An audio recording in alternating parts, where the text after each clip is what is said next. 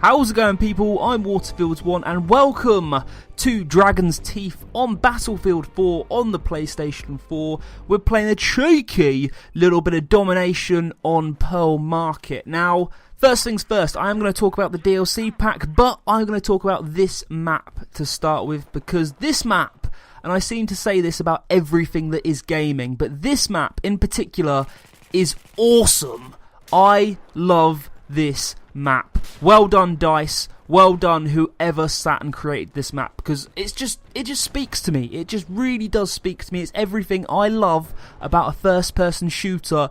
This map does it. Okay, now as you can see, it's obviously a heavily built up urban area. There's lots of stuff to use as cover. There's lots of stuff on the go. There's also this great height advantage. There's a lot of high vantage points for you to use as well, which is great. There's lots of buildings to go into. There's lots of rooms to use as cover.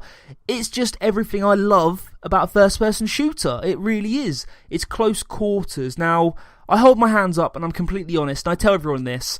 My favourite map pack from Battlefield 3 was the Close Quarters DLC, which some people hated, but I absolutely loved it. I really did. And I guess the only plausible explanation for that is it's my Call of Duty fanboyism coming through. Now, I haven't played Call of Duty for well over a year. Okay, I haven't played Ghosts at all. But I love the reactions. I love the fact that this map and this map pack, on the most part anyway, is just me, my gun, my reactions. Like, it doesn't have anything that annoys me, I think is the best thing to say. It doesn't have, I'm not running somewhere and getting taken out by a tank, which I defend, and I will admit that when you take out a tank as a foot soldier, there is probably not a more satisfying feeling in the world, okay? It's an incredible feeling. Where all these guys come from around this corner, I have absolutely no idea, but like a boss, I take them all out. That's all that matters. That's all that matters right now. Watch me reviving teammates, killing enemies. It's what I do, people. It's what I do. But anyway, as I was saying, yeah, I love the reactions. I love the fact that it's just me. It's down to my ability, which, again, I admit, the ability factor, skill factor, lets me down somewhat every now and then. Quite a lot, actually. Which does frustrate me, but there's nothing fundamentally wrong with this map that really annoys me, which is great. And that's what a terrible line, but that is what a game developer should concentrate on. They should basically design a map with the forefront of, will this annoy people? If it doesn't, then thumbs up. If it does, then scrap it. Just scrap it straight away, because that's what you should do, game developers. That's how you should roll. But anyway, there are another 3 maps with this. Sorry, I had to adjust myself there. Another 3 maps with this DLC pack. One of them is called Propaganda. We then have the Sunken Dragon, and then the final one is called Lumpini Garden, which is probably the most open of all the maps. Now, they're all good. They all have the Levolution factors, again, which people fight over to activate, as you'd expect. But again, I'm saying it. It's my number 1 map pack from Battlefield 4. I've enjoyed every single one of the maps. Lumpini Gardens does frustrate me somewhat because it's so open, so you do get picked off from distance. But the rest of them, really impressed by it. Really impressed. They are different. They're cool. And like I said about Pearl Market, they speak to me. I think they are the most close quarters of all the maps so far, and that's why I'm enjoying it. Now, new weapons. Obviously, this DLC pack does come with 5 new weapons for us to have a play with. I'm going to be truthful. I have only dipped my toe into the new weapons. I've unlocked the Bulldog Assault Rifle and one of the handguns. I can't remember what it's called at the top of my head, but it's basically a revolver handgun. There's the Desert Eagle and there's this revolver handgun.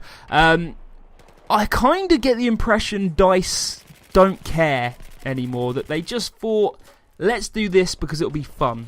That's the impression I've got of the new weapons, because I don't know if it's just the fact that everybody's using them, but I do feel like I get mowed down a lot by that Bulldog. And I also used it, like I said, I used it a couple of times, and I got a lot of kills with it. I mean, people were dying pretty rapidly with that gun. It doesn't have very much ammo, which is sort of the downside of it, but it is very powerful and it's a great assault rifle to use, and I think it's going to be a very popular gun.